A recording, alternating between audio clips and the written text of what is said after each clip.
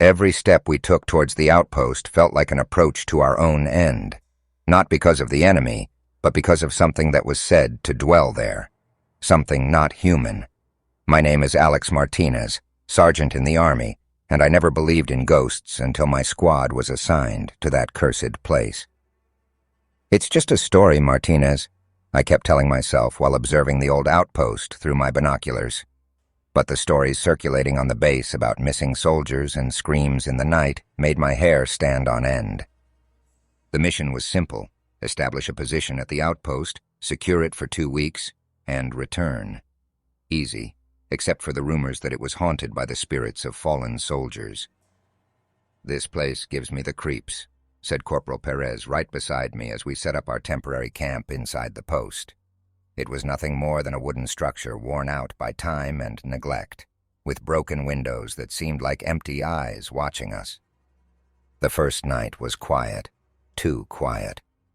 There were no sounds from the jungle, no animals, no wind, just the oppressive silence and the feeling of being watched. "Did you hear that?" murmured Gonzalez, our radio operator, one night while we gathered for dinner. We all shook our heads, though the truth was we all felt something strange in the air. The real nightmare began on the third night. Blood-curdling screams broke the silence, jolting us out of our sleeping bags. Armed, we prepared for what we believed was an enemy attack, but there was no one outside, just darkness and the echo of the screams that seemed to come from all directions. The following days became torment. Apparitions of bloodied soldiers appeared and vanished in the shadows. Whispers followed us, and objects moved on their own. Gonzalez started talking in his sleep, murmuring names of people we had never met, and Perez swore he saw shadows moving at the edge of his vision. We tried to communicate with the base for an evacuation, but the radio only emitted static or occasionally distant screams. "We can't stay here," Perez exclaimed one morning after finding his backpack hanging from the ceiling with no explanation as to how it got there. "Just a few more days, guys," I tried to reassure them, though my own voice betrayed me. The reality was that I too felt fear taking over my sanity. One night the situation reached its breaking point. The screams and whispers intensified, and an invisible force hurled Gonzalez against the wall, knocking him unconscious. We grouped together, back to back, waiting for dawn to dispel the darkness and with it, the horrible apparitions. But then we saw it. At first, it was just a shadow among the shadows, but as it approached, its form became clearer. A soldier, or what had once been one, his uniform torn and stained with blood, with a face so pale and empty it seemed not to belong to this world. "We protect this place." His voice was a whisper, but each word cut the air like a knife. "Who are you?" I managed to ask, my voice trembling. "Guardians. Fallen. We cannot rest," it replied before fading away like mist at dawn. That morning, when the sun finally rose, marking the end of our night vigil, we knew we couldn't spend another day in that hell. We packed our gear, carried the still semi-conscious Gonzalez, and left the outpost at dawn. We never looked back, though the feeling of being watched followed us until the outpost was no more than a distant point on the horizon. Back at the base, we reported the events, though we softened the details, fearful of being taken for lunatics. We were assigned another mission in a different location, far from that jungle and its shadows.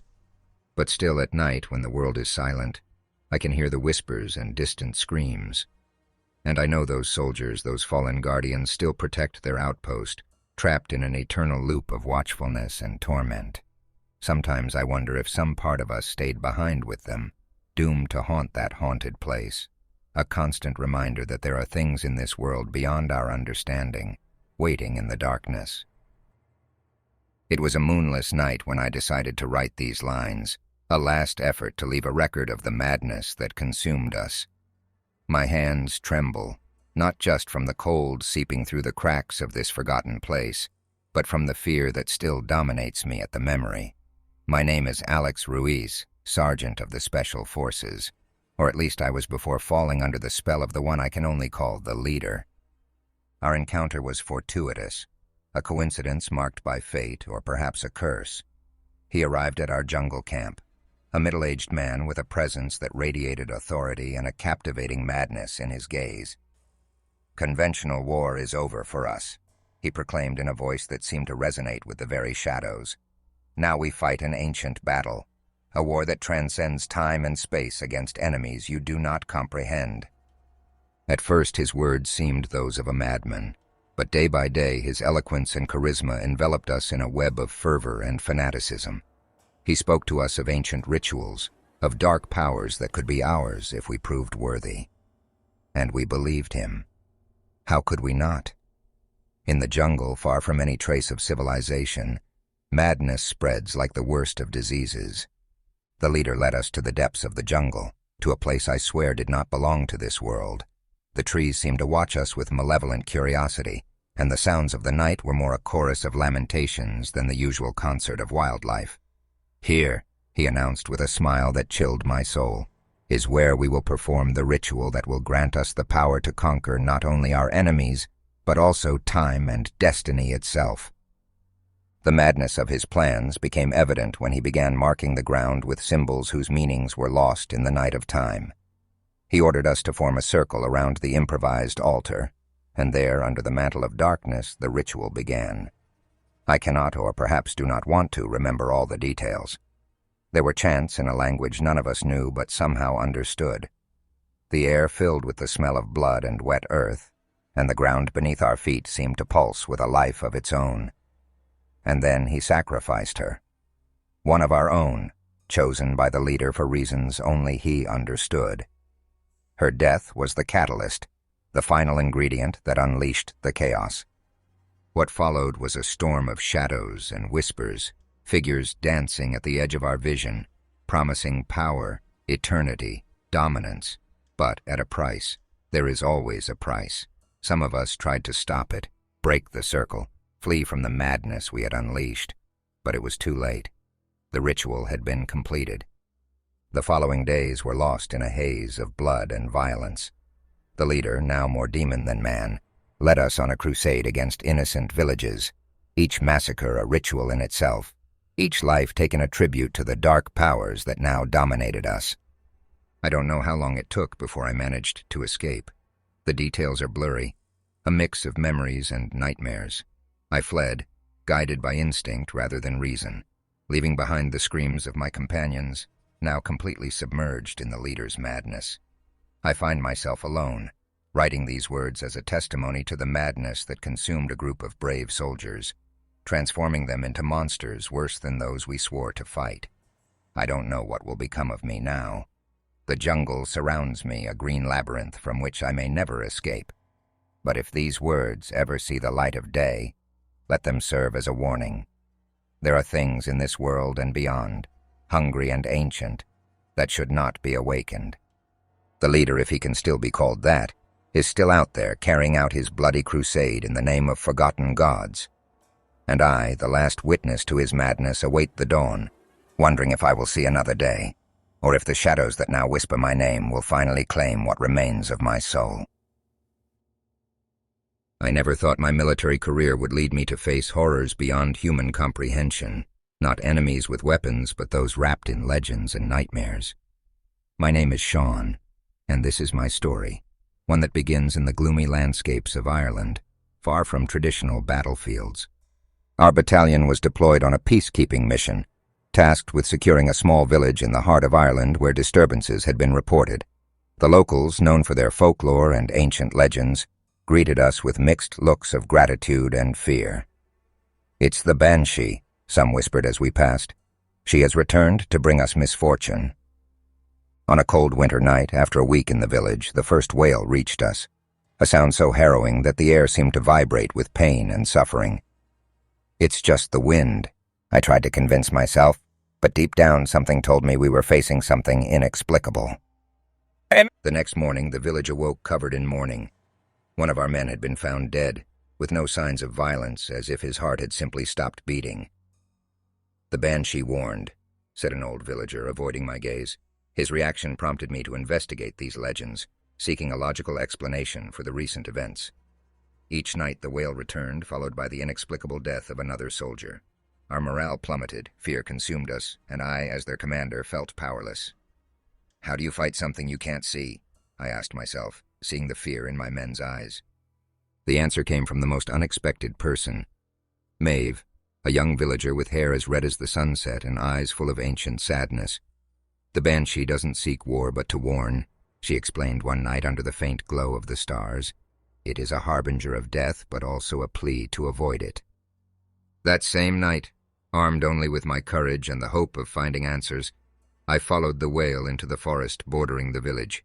The mist hovered over the ground like a calm sea, and there, in the clearing of an ancient stone circle, I saw her, more beautiful and ethereal than any legend could describe, with tears that shone like diamonds under the moonlight. "Why?"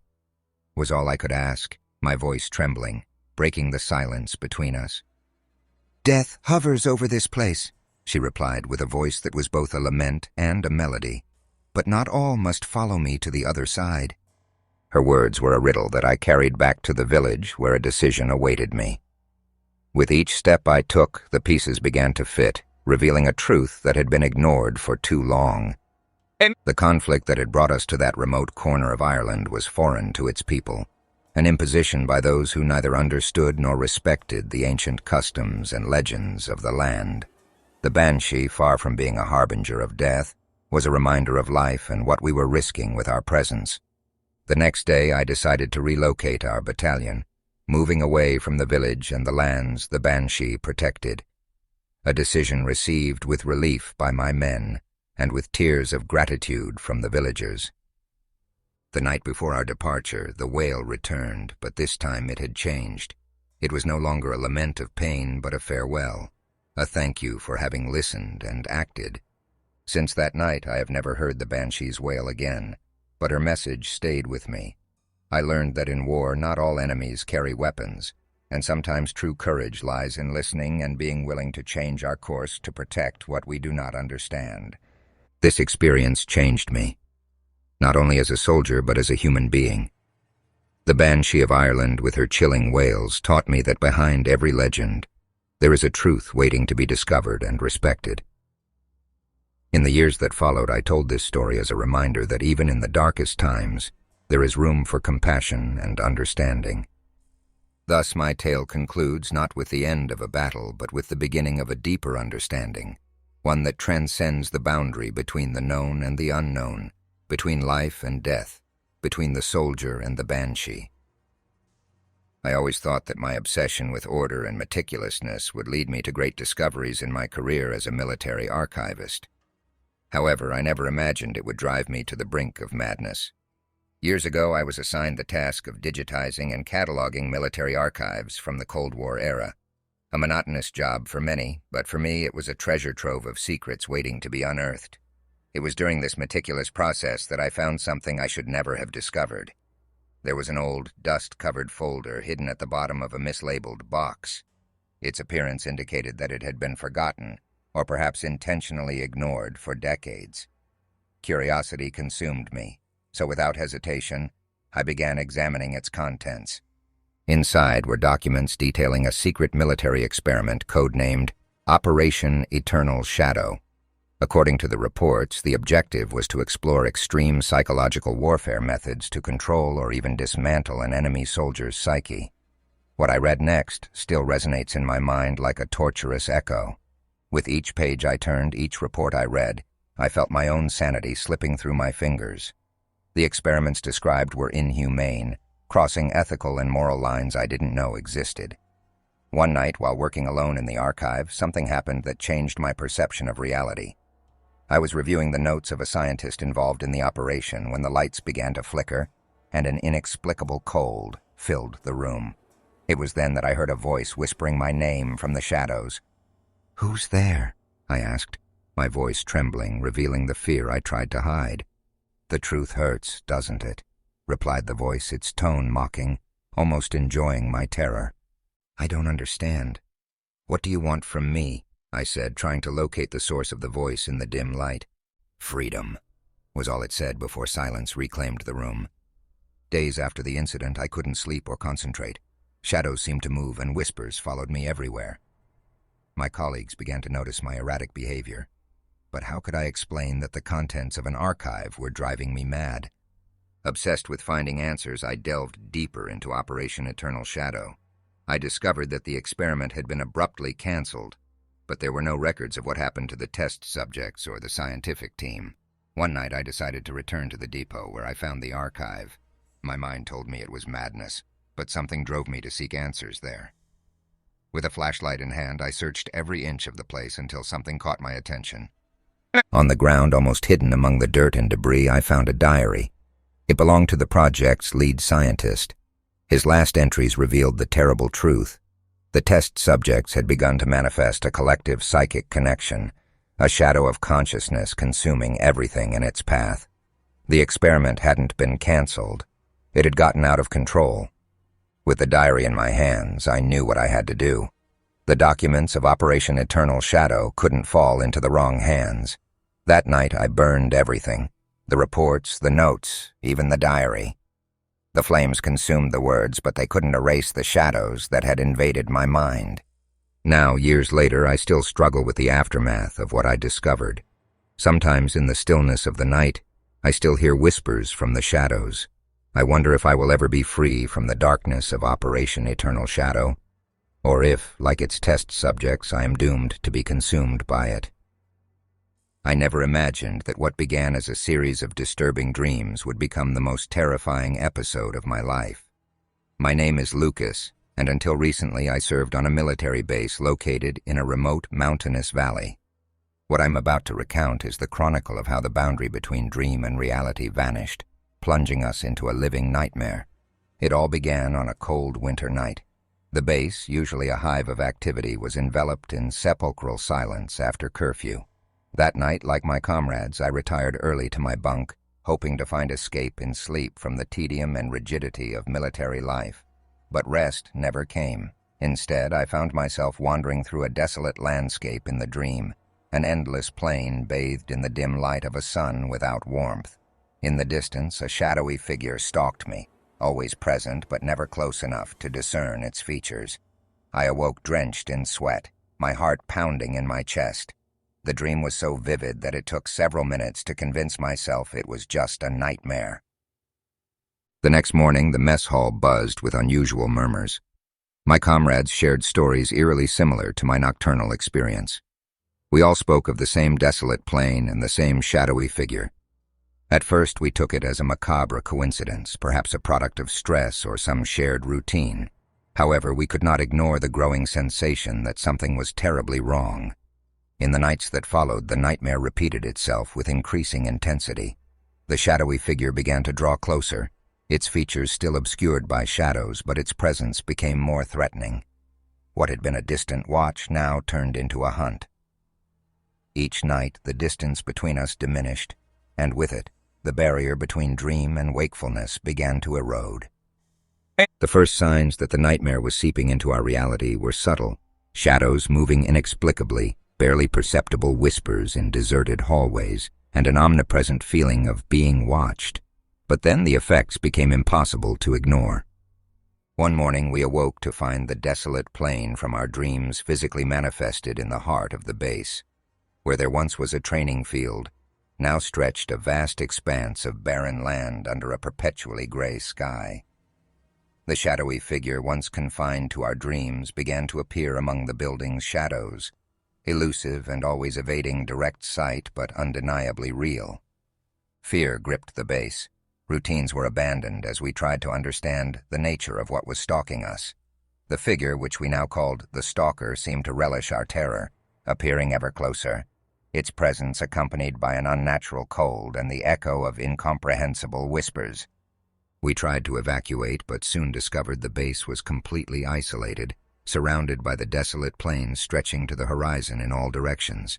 There were no signals, communication with the outside was cut off, and vehicles attempting to cross the plain never returned. The night the Stalker finally fully revealed itself is etched in my memory with terrifying clarity. We found it at the base's center, under the faint glow of emergency lights, a dark silhouette taller than any man with eyes glowing with an infernal red light. It did not speak, but its message was clear. We were prey in its domain, a hunting ground it had created for us from the depths of our own minds. The ensuing struggle was desperate and chaotic. Armed only with what we could gather, we faced the stalker in a battle we knew we couldn't win. But in that confrontation, we discovered its only weakness: light. Under the intense glare of improvised floodlights, its form became erratic, less solid, until it finally dissipated like smoke blown by the wind. At dawn, the desolate plain had vanished, as had the stalker. The base, though intact, bore the scars of our battle, a permanent reminder of the night reality bent under the weight of our shared nightmares. In the days that followed, research teams arrived, drawn by our sudden reappearance. They listened to our stories with skepticism, attributing our experience to mass intoxication or a psychotic outbreak. But we know the truth. We lived on the edge where dreams meet reality, and though the stalker had been defeated, the fear remains latent in the darkness of our minds, waiting to be awakened again. Since then, I have left military service, trying to rebuild a normal life. But the nights are long, and I fear the moment when, on the blurry edge between sleep and wakefulness, the desolate landscape begins to materialize once more and the shadowy figure stalks me from the darkness. Because I know deep within me the dream phenomenon still waits, patient, to claim its next prey. I never imagined that a simple melody could unearth the ghosts we thought buried under the rigidity of our uniform and military discipline. I always thought music had the power to calm souls, not torment them. But what we found in that old abandoned military base since the end of World War II defied all logic. It was a cloudy autumn day when my unit was assigned to inspect and secure the perimeter of what was once a bustling barracks, now consumed by vegetation and years of neglect. The mission was routine until Soldier Marquez, tasked with exploring the basements, found something peculiar: an old rusted metal box trapped among debris and old military documents. Inside, a series of audio tapes that, judging by their state, had miraculously survived the passage of time. Curiosity overcame our caution, and we decided to listen to them, ignoring the implicit warnings of their antiquity. What emanated from those speakers was not the expected sound broken by the years, but a clear, haunting, unfinished symphony performed by a forgotten military band. From the moment the first notes vibrated in the air, something in us changed. The music had a hypnotic, almost mystical quality that captivated us irreparably. Day after day, the melancholy of that symphony became our soundtrack, repeating over and over, amplifying anxieties and bringing to light repressed memories. The first signs of paranoia didn't take long to manifest. Shadows seemed to move with their own will, whispers slipped into conversations, and the unit's cohesion began to fracture. Soldier Ruiz confessed one night under the influence of the incessant music to having seen dancing figures at the edge of the forest surrounding the base, an impossible vision given the desolation of the place. We tried to get rid of the tapes, but every attempt ended in failure. The tapes reappeared, as if chained to us or we to them. The music became omnipresent, weaving its way even into our dreams, leaving a trail of insomnia and despair. It was then that I decided to investigate the origin of that symphony and its composer. My inquiries led me to discover the tragic story of a young commander, a musical prodigy who had led the band in its final days.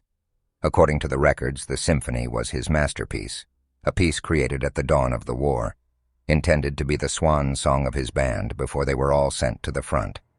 The symphony, titled The Echo of the Forgotten, was meant to be a tribute to those who would fall on the battlefield, an epic farewell that never got to be completed. The war claimed the young commander's life and his band before they could present their work to the world. Understanding the context of the symphony only deepened the mystery and fascination we felt for it. The military base had become our battlefield, fighting an enemy we couldn't see or fully understand. Tensions reached their peak one night when the music abruptly stopped in the middle of a note, leaving us in a silence so dense it could be cut with a knife. It was in that silence that we heard the sound of approaching footsteps, a distant echo of a military march that did not belong to our time. Armed and terrified, we prepared to face whatever was coming toward us, but all we found was emptiness and the echo of our own fears resonating in the base's walls.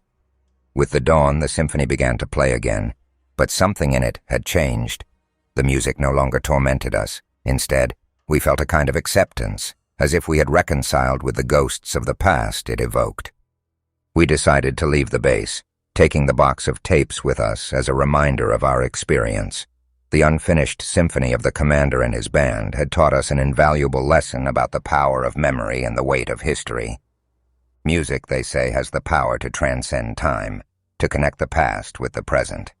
In our case, it was a bridge to the forgotten souls of those who gave their lives on the field of honor, a lesson in humanity found in the depths of our own despair.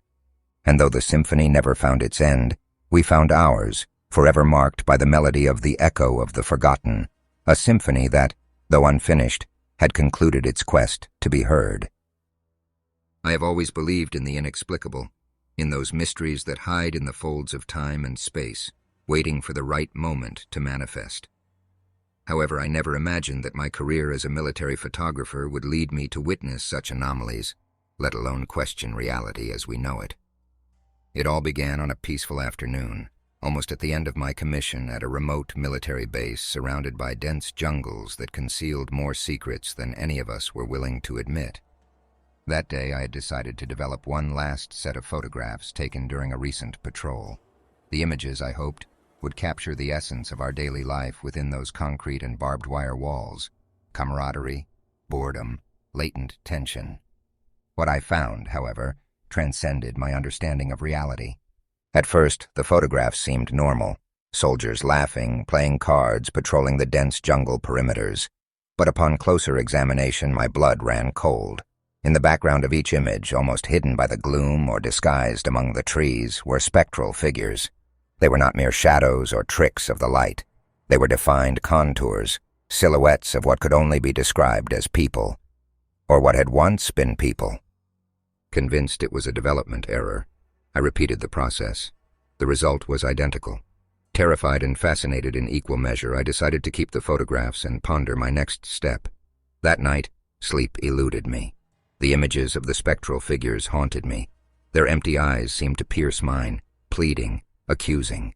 The next morning, with the first light of dawn coloring the sky gray, I mustered the courage to share my discovery with my friend and comrade, Sergeant Alvarez. "You have to see this, Alvarez." "I don't know what to think," I said, handing him the photographs. Alvarez examined them meticulously, his brow furrowing as his gaze moved from one image to another.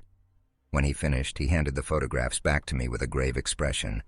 "This doesn't make sense. How is this possible?" His voice denoted a mix of disbelief and concern. "I don't know, but this can't be normal. Do you think we should inform the commander?" Alvarez nodded, aware that the situation was beyond our comprehension. Together, we headed to the commander's office, our boots echoing ominously in the silent hallways of the base. The commander listened attentively, examining each photograph with a look that denoted more curiosity than surprise. "Are you sure these photographs haven't been tampered with in any other way, soldier?" "Positive, sir. I developed them myself." This is concerning. We will keep this confidential for now. Continue with your duties and don't mention this to anyone else." We left his office with more questions than answers. Unease settled in my stomach, a knot that didn't loosen all day. The following days passed with palpable tension in the air. Although routines were maintained, the discovery of the figures in the photographs had added a disturbing element to our already complicated existence. Soldiers murmured about bad omens, and some claimed to have seen fleeting shadows among the trees during their night watches. It was then that I decided to conduct an investigation on my own. Armed with my camera, I began exploring the base's surroundings during the day, capturing everything my lens could encompass. Each night I developed the photographs, hoping to find a clue, some hint that would help me understand what those figures were and what they wanted from us. One night, while examining the latest revealed images, I found something that chilled my blood even more than the first discovery. Among the jungle's shadows, I captured what seemed to be a solitary figure standing and watching me. But it wasn't one of the spectral silhouettes. This figure was different, more defined, and most terrifyingly, it held something in its hand that looked like an old camera. Startled, I looked up towards the window, and for a moment I thought I saw a shadow fading into the darkness. I ran outside, adrenaline fueling my movements, but there was nothing, just the night and its unfathomable secrets. In the following days, the atmosphere at the base grew even more oppressive. Encounters with the shadows became more frequent, and some soldiers began to show signs of deep psychological strain. The commander, concerned for the troops' morale, ordered a temporary restriction on night patrols and increased psychological support sessions. However, the spectral figures were not the only mystery lurking in the shadows. The figure with the camera, that entity watching me from the darkness, became a personal obsession. Night after night, I ventured out of the base, camera in hand, hoping to capture it again, to confront it. One night, my persistence paid off. There it was at the edge of the jungle, the solitary figure staring directly at me. Without thinking, I raised my camera and fired a burst of photos. The figure didn't move, simply stood there as if waiting for me. With my heart pounding in my chest, I approached slowly. The figure began to retreat, leading me into the jungle. I followed, each step resonating in my head like a war drum. Finally, the figure stopped in a clearing illuminated by the moonlight. There, before me, it revealed itself not as a ghost, but as an old man dressed in military clothes worn by time. His face, lined with wrinkles and scars, bore an expression of deep sadness. "Who are you?" I managed to ask, my voice trembling. "A witness," he replied in a broken voice. "A witness to the horrors these trees have seen, to the souls still wandering in search of redemption. The photographs are a bridge, a way to remember and warn." Warn? Warn of what? That some sins are not washed away with time, that the darkness we harbor within can manifest in ways we never imagined. The conversation continued, and the man told me stories of forgotten battles, of secrets buried beneath the ground we trod. He spoke of how his camera had captured not just images but essences, souls trapped in an endless cycle of pain and remorse. At dawn, the man simply disappeared, leaving me alone with my thoughts and a camera full of photographs I now saw in a new light. I returned to the base transformed, with a self-imposed mission to share these stories, to ensure the souls captured in my photographs finally found peace. The days at the base passed, and eventually my commission came to an end. I left with more questions than answers, but with an unshakable conviction that there were truths in this world that could only be revealed through the lens of a camera. And so my tale ends, a story of shadows and lights, of lost souls and hidden truths. A story that has taught me that sometimes what we capture in a photograph can be much deeper and darker than we ever imagined.